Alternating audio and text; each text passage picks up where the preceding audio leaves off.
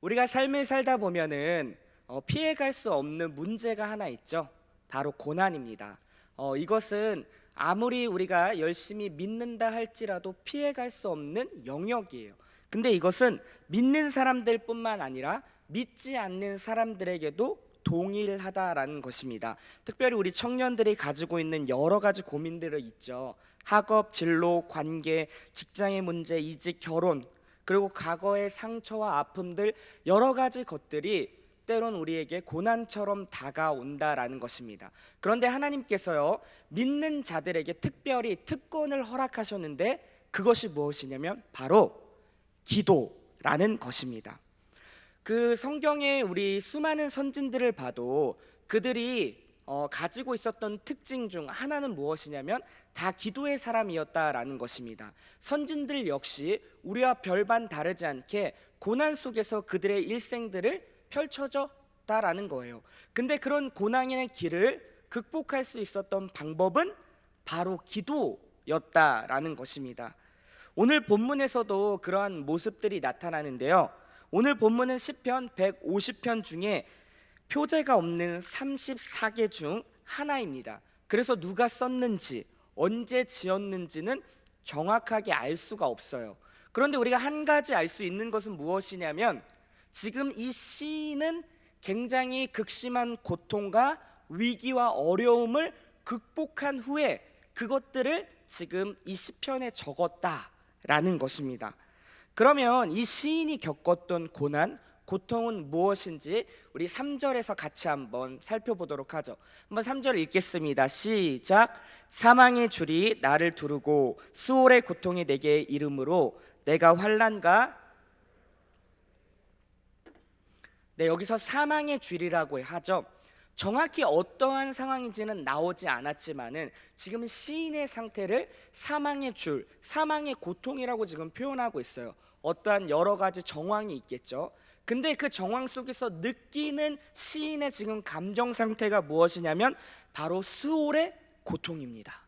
마치 지옥과 같은 삶인 거예요. 거기서 나타나는 고통, 불안함, 두려움, 초조함들이 이 시인의 삶을 얼감했다라는 거예요.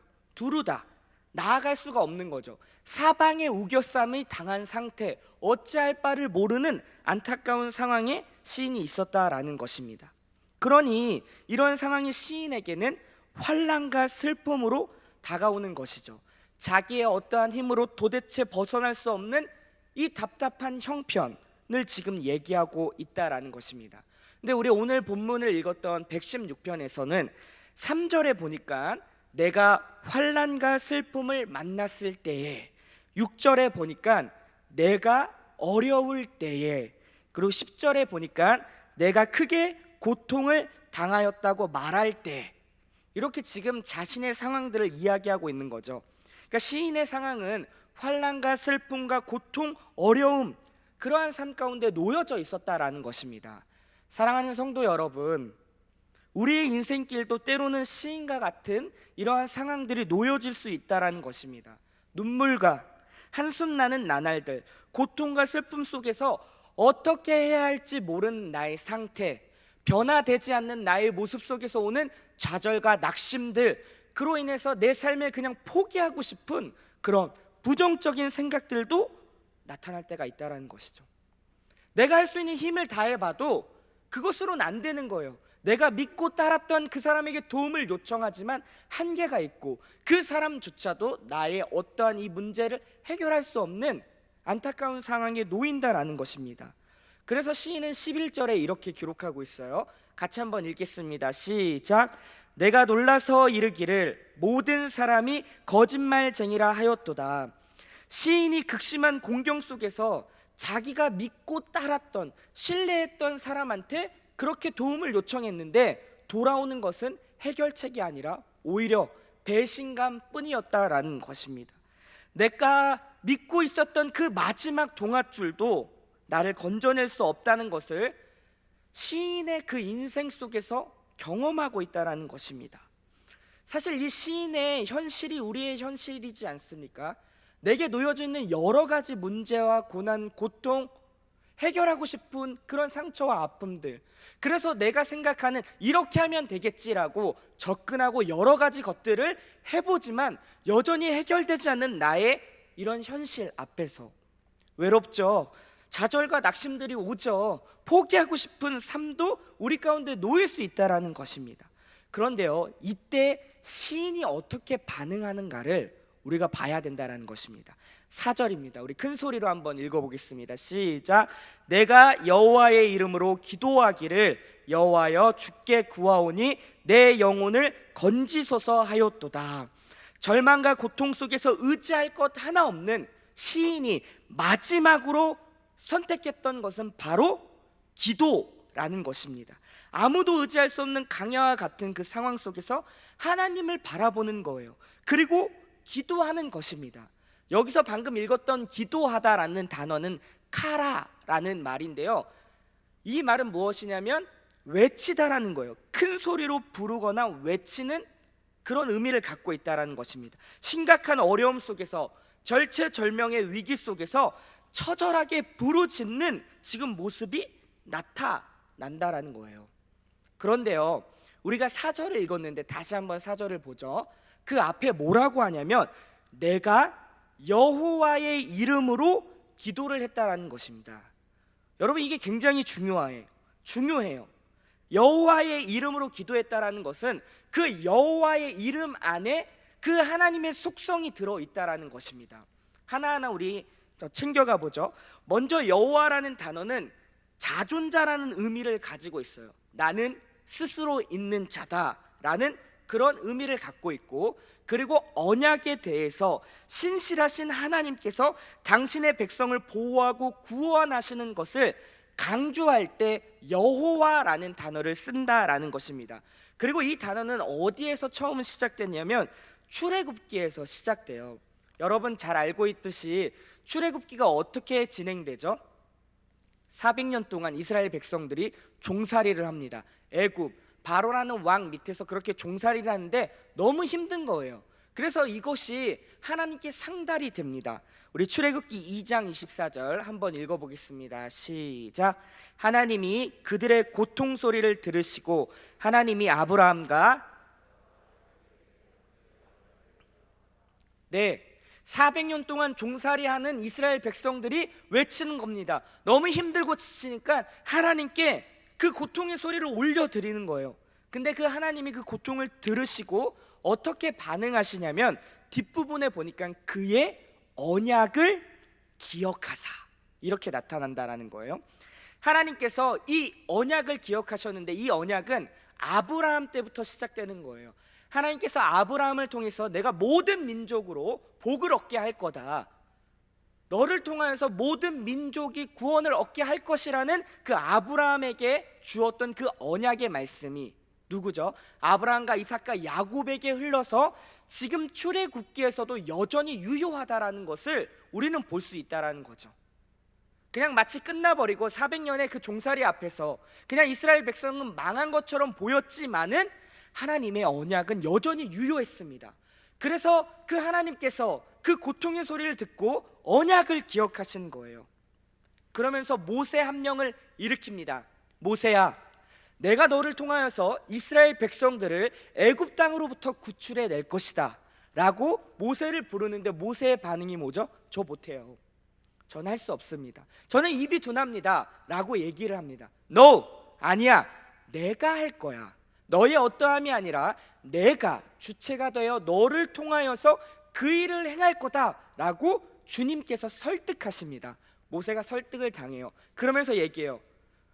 모세가 하나님, 제가 이스라엘 백성들 앞에 가서 내가 너희들을 이 애굽 땅으로부터 구출해 낼 거다 라고 얘기했을 때 그들이 너 도대체 뭔데, 누가 너를 이렇게 보냈느냐 라고 했을 때 제가 뭐라고 대답하죠? 라고 할 때 우리 주님께서 이렇게 이야기하는 거예요. 출애굽기 3장 14절 같이 한번 읽겠습니다. 시작. 하나님이 모세에게 이르시되 나는 스스로 있는 자이니라. 또 이르시되 너는 이스라엘 자손에게 이같이 이르기를 스스로 있는 자가 나를 너희에게 보내셨다 하라. 나는 스스로 있는 자, 자존하는 자, I am, who I am, 나는 나로 존재하는 자다라고 주님께서 자신의 정체성을 그렇게 얘기하는 거예요. 이 말이 무슨 말이죠?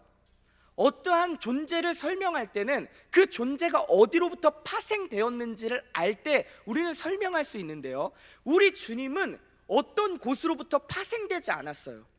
태초 전부터 그 스스로 존재했던 분입니다. 그러니까 그 어떠한 것을 빗대어서 비교해서 이분을 설명할 수 없는 것입니다. 그러니 하나님께서 나는 스스로 있는 자야 라고 모세에게 이야기했다라는 것이죠. 이 말 안에 무슨 의미가 있냐면, 이 만물을 주관하는 자는 나야. 그리고 이 모든 존재, 지금 눈에 보이는 모든 존재의 근원은 바로 나다. 나로부터 이 모든 것이 시작되었음을 알아야 된다라는 것을 여호와라는 그 이름 안에 담아놓고 있다라는 것입니다. 그러면서 15절, 3장 15절에도 이렇게 나타나는데요, 우리 이것도 같이 한번 읽어보겠습니다. 시작. 하나님이 또 모세에게 이르시되 너는 이스라엘 자손에게 이같이 이르기를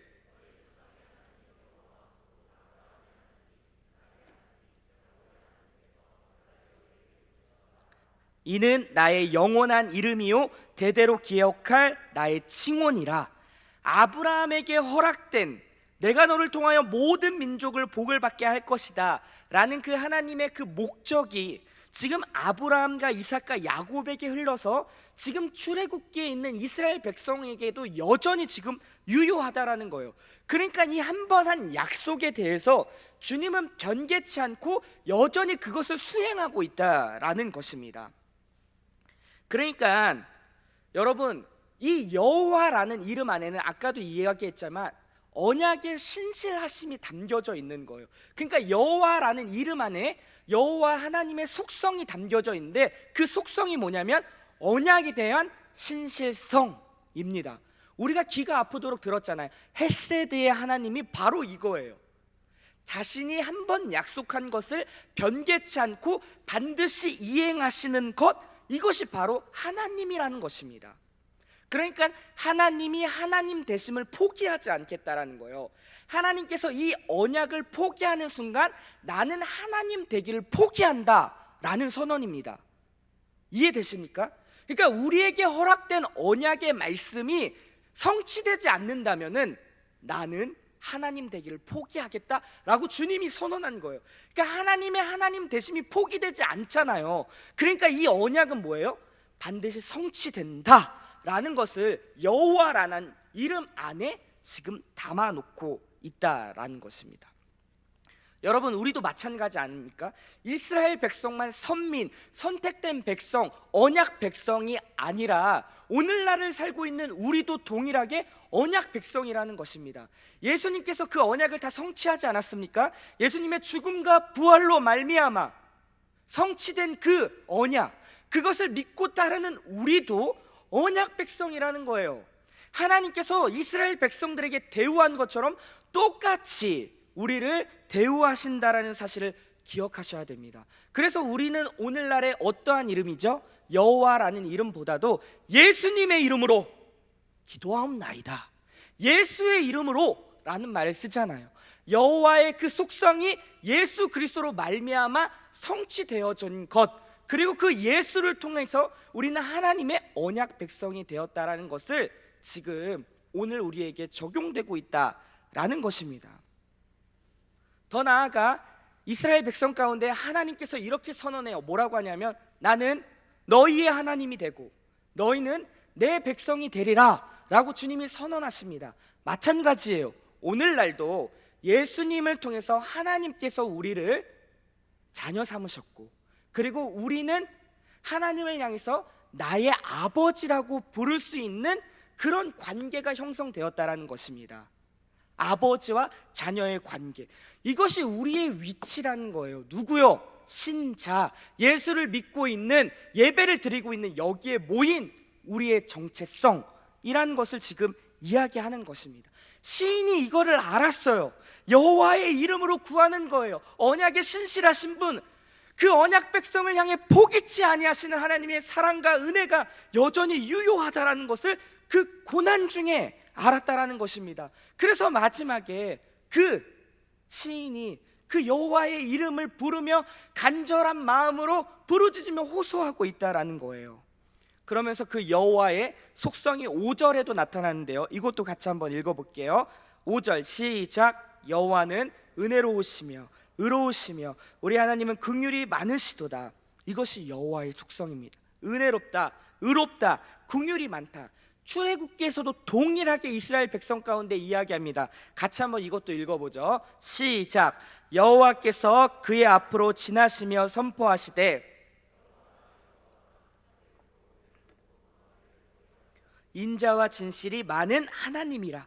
여호와라 여호와라, 그는 어떠한 분? 자비롭고 은혜롭고 노하기를 더디하며 인자와 진실이 많은 하나님이다 라고 이스라엘 백성들을 향해서 이야기하는 것입니다. 이 당시의 상황이 어떤 상황이에요? 이스라엘 백성들 보십시오. 출애굽했잖아요. 하나님의 엄청난 계획, 홍해들 가르고 하나님의 엄청난 역사하심을 경험했음에도 불구하고 그들이 그 홍해를 건너고 그 200만 명이 되는 그 이스라엘 백성들이 하나님을 찬양하는 그 장관 속에서 3일이 지나자마자 어떻게 하죠? 그들의 입술에서는 원망과 불평과 교만이 나온다라는 거예요. 왜 우리를 이곳으로 인도해가지고 우리를 죽여 죽게 하느냐, 다시 애굽으로 가기를 원한다, 말도 안 되는 발언들을 난무하게 내뱉는 거예요. 누가요? 이스라엘 백성들이. 근데 하나님께서 이스라엘 백성들을 어떻게 하죠? 그런 이스라엘 백성들을 다시금 토닥이며 하나님께서 하나님이 계획하심을 하나하나 이끌어 가신다라는 거예요. 광야의 그 40년 동안에도 이스라엘 백성들은요, 주님의 은혜로 먹이시고 입히심을 경험했습니다. 발이 부르트지 않았어요. 옷이 헤어지지 않는 엄청난 역사를 경험했다라는 것입니다. 밤마다 낮마다 불기둥 구름기둥이 그들의 삶을 하나하나 인도하셨다라는 거죠. 광야의 삶은 그냥 하나님의 그 역사 그 자체였다라는 것입니다. 근데 이스라엘 백성은 어떡하죠?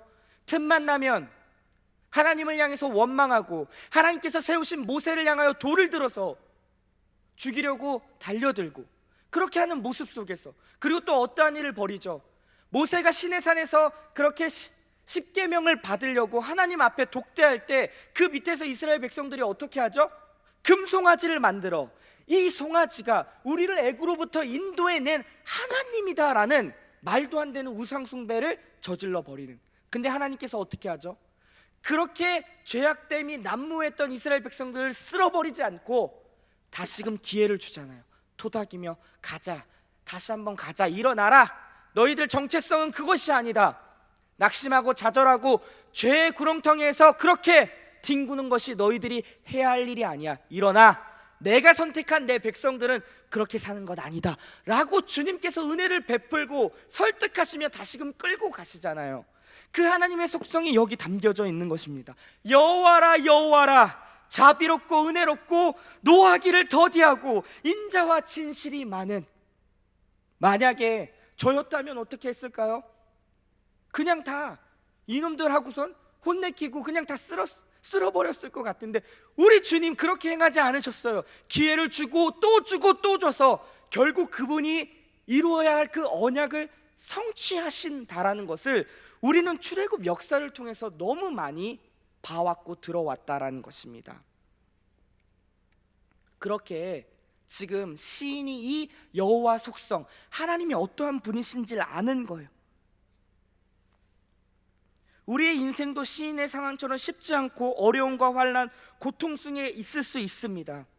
그런데요, 우리가 이것을 기억하는 것, 때로는 낙심과 좌절 속에 죄악된 내 자리에 있을 수 있지만은 주님께서 우리를 어떻게 대우하신다라고요? 이스라엘 백성들에게 대우한 것처럼 동일하게 대우한다라는 거예요. 내가 택한 내 백성은 내 백성다운 자리로 내가 만들어냈겠다라는 것으로. 일어나, 다시 가자. 네가 있어야 할 곳 거기 아니야. 네가 있어야 할 곳은 여기다. 나를 바라보렴. 다시금 일어나죠. 낙심하고 좌절하지 말고 소망 대신 나를 보고 내가 너희를 선하게 이끌 것이다 라는 그 하나님의 신실하심과 하나님의 은혜와 자비하심이 오늘도 우리 삶 가운데 유효하기에 지금 이 자리에 제가 있을 수 있고 우리 사랑하는 성도 여러분이 있을 수 있는 것 아닙니까? 하나님이 우리를 그냥 유기하고 버려두었다면 여기 있을 수 있는 사람이 몇이나 되겠냐는 말이에요. 주님의 그 신실하심, 포기하지 않는 사랑이 있었기에 지금 이 자리에 우리가 있을 수 있다는 것입니다. 그러면서 6절에 얘기해요. 여호와의 속성을 계속 이야기합니다. 6절도 같이 한번 읽어보겠습니다. 시작. 여호와께서는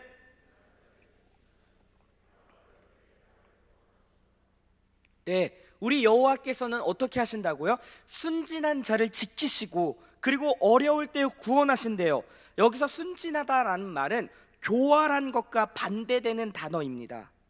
그러니까 악한 자의 속임수와 함정을 보지 못하고 큰 위험에 빠지는 그러한 안타까운 순진한 자들을 향해서 하나님께서 보호하신다라는 거예요. 세상 물정 모르고 매번 당하고 약사 빠르게 그렇게 행하지 않으면 무시당하는 그런 어리석은 모습들, 그런 무력해 보이는 모습들이 우리 가운데 보일 수 있어요. 특히 예수를 믿는 우리 청년들이요. 세상 앞에 가면 벌써 세상 사람들은 약사 빠르게 자기 앞길 착착착 준비하고 나아가는데 우리는 뭐 하고 있는 거냐 이렇게 보일 수 있어요. 너 몰라도 너무 모르는구나. 세상 물정 몰라서 어떻게 살래? 무시당한다. 정신 차리고 너도 준비해야지. 이러한 세상에서의 소리가 들려오지만 우리는 그런 걸 잘 못할 때가 있어요. 꼼짝없이 당하는 마치 순한 양과 같이요. 양의 특징이 뭡니까? 한 치 앞을 못 보는 거예요. 그리고 이리와 수많은 그 들짐승으로부터 위협을 당하지만 자신을 보호할 수가 없어요. 그리고 양의 특징이 뭡니까? 넘어지면 혼자 스스로 일어날 수 없는, 제3자가 봤을 때 굉장히 불안해 보이는 상황, 그게 우리의 삶일 수 있다는 거예요. 위기의 연속, 연약하고 맨날 그 반복되는 그날. 그런데요, 우리가 기억할 것이 있습니다. 이런 양과 같은 우리의 모습 속에 함께 하시는 분이 있어요. 누구죠? 목자 되신 우리 주님이라는 사실입니다. 주님이 우리와 함께 계시잖아요. 주님이 우리를 이리와 위협으로부터 지켜 보호하시고 가장 선한 길로 인도하신다라는 것입니다. 우리가 그 주님만 바라보고 따라갈 때 우리는 그 어떠한 길보다도 가장 안전한 길일 수 있다라는 것을 얘기하고 있는 거예요. 주님이 그렇게 순진한 자들을 보호한다라는 것입니다. 근데 우리 어때요? 안 돼요. 저도 안 돼요. 좀 야가 빠지게 그렇게 해야 되는데 안 됩니다. 맨날 당하는 것 같아요. 세상 사람들한테 당하고요, 그리고 공동체 안에서도 당하는 느낌이에요. 괜찮아요. 우리 주님이 인도하신다라는 거예요. 가장 좋은 길로. 우리가 부르짖을 때 주님께서 우리를 지키시고 보호하시고 구원하신다라는 것입니다. 때로는 우리에게 사망과 같은 삶, 눈물 나는 일들이 있을 수 있어요. 그리고 넘어져 낙심과 좌절 속에 있지만 주께서 우리를 건지신다라는 것입니다. 8절 읽어보죠. 준비 시작. 주께서 내 영혼을 사망에서, 내 눈을 눈물에서, 내 발을 넘어짐에서 건지셨나이다. 우리가 기도할 때 이 모든 종류의 고통, 슬픔, 불안, 위협, 초조함, 그러한 것들로부터 주님이 건져주신다라는 것입니다. 눈물과 한숨뿐인 것 같은 나의 삶 속에서도, 사망과 같은 그런 현실 속에서도 주님은 우리가 부르짖으며 간구할 때 건져내시는 분이라는 거예요. 자녀가 고통 속에 있을 때 그냥 바라보는 부모가 어디 있겠습니까? 그렇지 않아요? 제가 아직 아이가 없어서 저는 실질적으로 잘 모르겠지만 저를 닮은 아이가 만약 있다면, 위협 속에 있다면 저는 가만 보고만 있지 않을 것 같아요. 어떻게 해서라도 뛰어가 아빠! 라고 불렀을 때 그래 무슨 일이야? 라고 갈 것만 같은, 우리 주님이 그렇게 한다니까요. 위협 속에, 어려움 속에, 고통과 슬픔, 아픔 속에요. 주님, 내 아버지! 라고 부르실 때 그래! 내가 듣고 있다. 내가 네 상황을 지금 보고 있다. 라고. 여러분 꼭 기억하십시오. 우리가 내 삶이 지금 고통과 슬픔, 아픔, 좀처럼 변화되지 않는 상황이 지속될 때 하나님이 우리를 멀리하거나 유기하신 것이 아니에요. 반드시 기억하셔야 됩니다. 내 삶이 좀처럼 잘 풀려지지 않는 것 같은 상황이 지속될 때 하나님이 날 사랑하지 않고 나를 버리셨나 보다, 나를 유기하셨나 보다 라고 생각하시면 절대 안 돼요. 주님 여전히 내가 느끼든 느끼지 못하든 어제나 오늘이란 영원까지 함께 하셔서 우리를 돌보고 지키시고 가장 선한 길로 인도하고 계신다라는 사실입니다. 여러분의 삶이 지금 슬픔과 고통과 변화되지 않아 낙심 속에 있다 할지라도요, 주님이 한번 선택한 백성은 그냥 냅두지 않아요. 꼭 붙잡고 하나님이 그 마지막 저 천성에 가는 날까지 우리를 가장 좋은 길로 인도하신다라는 것입니다. 이것이 언약 백성의 신앙적 고백이 돼야 된다라는 것이에요. 내 상태와 상관없이 여전히 신실하시고 유효하게 우리 삶 가운데 함께 해주시는 그 가장 좋은 하나님, 그것이 우리가 믿고 따르는 하나님이라는 것입니다. 세상 부모는 우리를 버릴 수 있어요. 그러나 우리 주님은 영원히 버리지 않는다는 사실 기억하시기 바랍니다. 시편 27편 10절 제가 한번 읽어보죠. 내 부모는 나를 버렸으나 여호와는 나를 영접하시리이다. 이 생의 부모, 형제 다 내 곁을 떠난다 할지라도 내 곁을 영원히 떠나지 아니하시는 분 누구요? 우리가 믿고 따르는 그 하나님이라는 것입니다. 저희 아버지가 얘기했어요. 제가 언젠가는 많이 얘기했죠. 어렸을 때부터 들어왔던 이 생의 부모는 다 떠난다, 네 곁을. 형제 자매, 네 동생도 결국 죽어. 네 주변에 있는 사람 다 죽게 돼 있어. 정말 슬펐습니다. 근데요, 아빠가 항상 얘기한 그러나 길령아, 그러나 내 곁을 영원히 떠나지 아니하시는 분이 있다. 그분이 우리가 믿는 하나님이야 라고. 어렸을 때 굉장히 외로웠어요. 그 소리가 슬프기도 느껴졌습니다. 그러나 지금 와서 그게 진짜 맞는 말이구나. 이 세상에 부모와 형제, 내 지인, 가장 친했던 내 멤버들도 다 떠날 수밖에 없는데 그게 순리잖아요. 주께서 정하신. 근데 내 곁을 영원히 떠나지 않는 그분, 바로 우리 주님이라는 것입니다. 이것을 누가 알아요? 시인이 안다라는 거예요. 그래서 시인이 1절 2절에 이렇게 고백하는 것입니다. 1절 우리 같이 한번 고백해 보겠습니다. 시작. 여호와께서 내 음성과 내 간구를 들으심으로 내가 그를 사랑하는 도다. 지금 말했던 이 여호와의 속성을 가진 그 주님을 시인이 알고요, 그 시인이 그 주님께 기도하는 거예요. 내 음성과 내 간구로. 여기서 말하는 음성은 부르짖는 소리를 이야기하는 거예요. 그리고 간구는 간절히 바라는 외침입니다. 그러니까 부르짖는 간절한 외침, 주님께서 들으셨다라는 것입니다. 여기서 들으신다라는 말은 샤마흐라고 하는데요, 기로 소리를 듣는 것만이 아니라 더 큰 차원으로 주의 깊게 듣고 경청한다라는 거예요. 마치 하나님께서 자신의 길을 우리의 입술 속에 가까이 댄다라는 거예요. 더 자세하게 놓치지 않고 기억하겠다라는. 그래서 쉐마 이스라엘, 그 신명기 6장에 나온 이 쉐마가 바로 지금 샤마흐라는 그 단어랑 같은 거예요. 들으라 이스라엘이여 라고 했을 때, 이스라엘아 청종해라, 귀를 귀 기울이고 내 하나님께 들으라 라고 한. 근데 하나님이 그렇게 들으신대요. 집중해서 경청해서 하나하나 놓치지 않겠대요. 뭐를요? 우리의 간절한 기도의 간구의 소리를요. 여러분 반드시 기억하셔야 됩니다.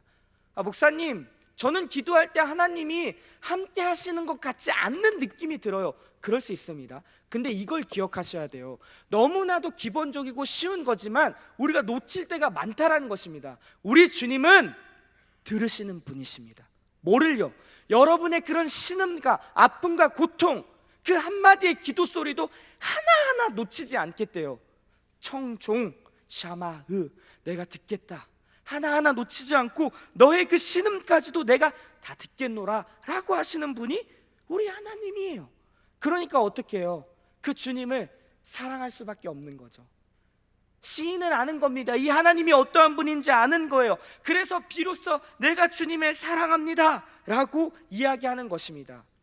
여러분, 하나님을 알 때 사랑의 고백이 나오는 거예요. 알지도 못하는데 사랑합니다? 이게 진심입니까? 제가 아내가 있잖아요. 아내를 처음 만났을 때 만나자마자 당신을 사랑합니다. 그럼 내 아내가 어떻게 반응했을까요? 뭐야, 진심처럼 당연히 안 느껴지죠. 나를 알지도 못하는데 사랑해라는 말을 너무 쉽게 하는 거 안 됩니다. 우리 형제들, 사랑합니다 라는 그 고백을 빠르게 하면은 조심하셔야 돼요. 네, 위험합니다. 어떤 사람인지를 알아야죠. 그러면 비로소 그 사랑의 고백이 나오는 거 아닙니까?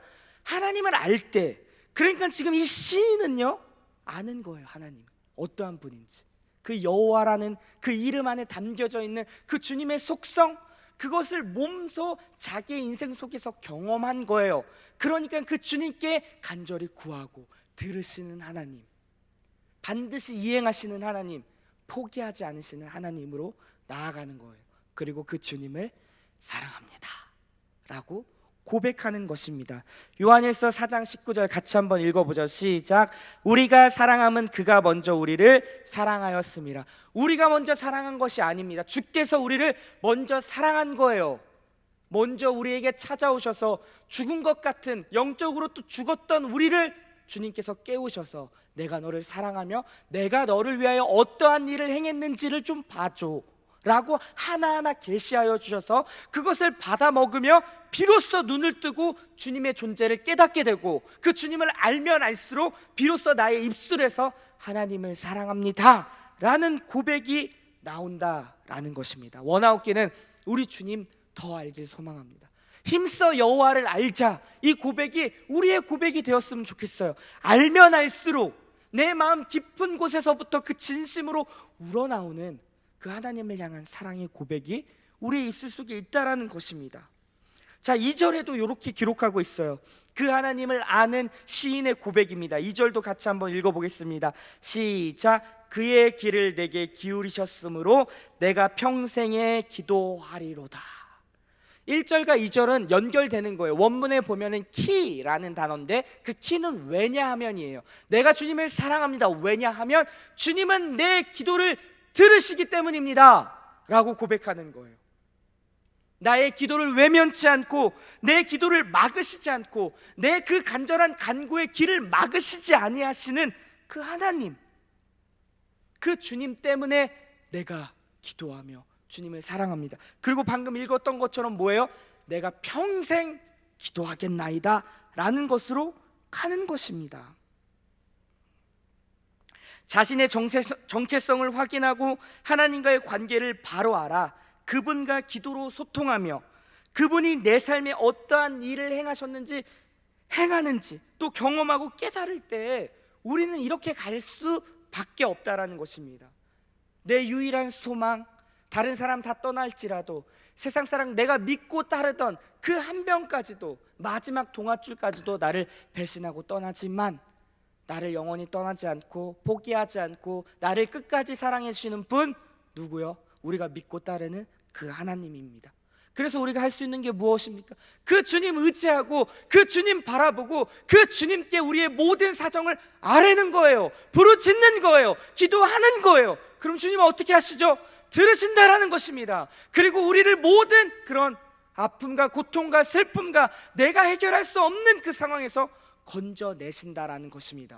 이것이 우리 삶 가운데 경험되면 경험될수록 하나님을 향한 그 깊이와 넓이는 더 커지게 된다라는 것이죠. 오늘 본문은 그 자리로 우리를 초대하는 것입니다. 시인이 경험했던 그 하나님의 깊고 넓고 말로 측량할 수 없는 그 엄청난 사랑과 은혜와 그 자비로 우리를 초청하는 거예요.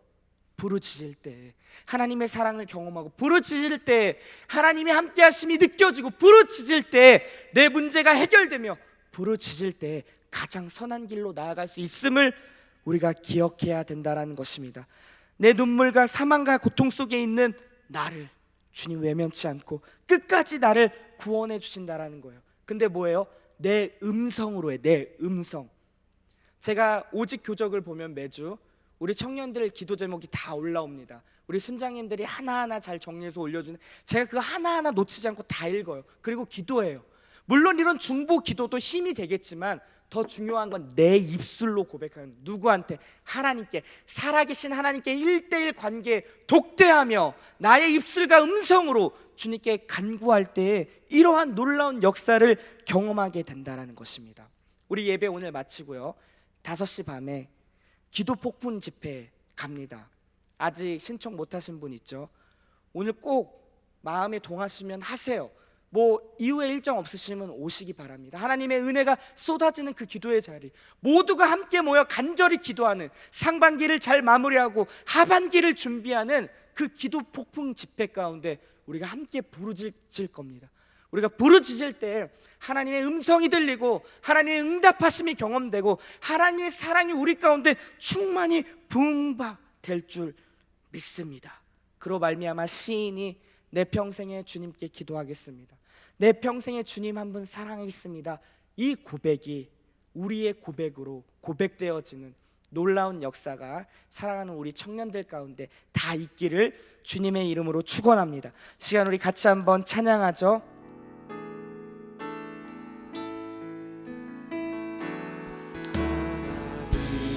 하나님의 사랑을 사모하는, 하나님의 평안을, 하나님의 평안을 바라보는 자, 너의 모든 것 창조하신 우리 주님이 너를 얼마나 사랑하시는지 하나님께 찬양과 하나님께 찬양과 경배하는 자, 하나님의 선하심을 닮아가는 자, 너의 모든 것 창조하신 우리 주님이 너를 자녀 삼으셨네. 하나님 사랑의 눈으로, 하나님 사랑의 눈으로 너를 어느 때나 바라보시고, 하나님인 자원한 비로소 언제나 너에게 기울이시니, 어두움에 밝은 빛을 비춰주시고 너의 작은 시름에도 응답하시니, 너는 어느 곳에 있든지 주를 향하고 주만 바라볼지어다. 하나님 사랑의 눈으로,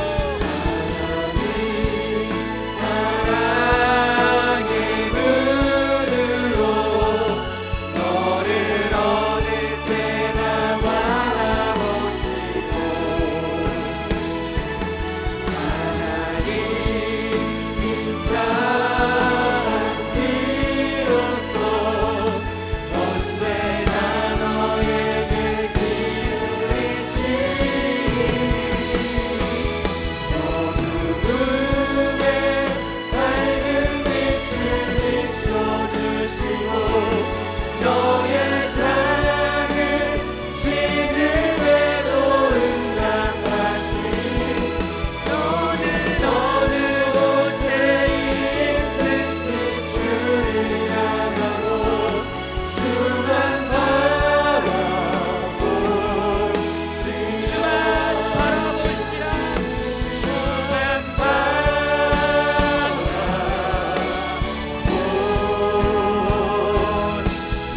바라볼지라. 아멘. 이 시간 우리 같이 한번 기도합시다.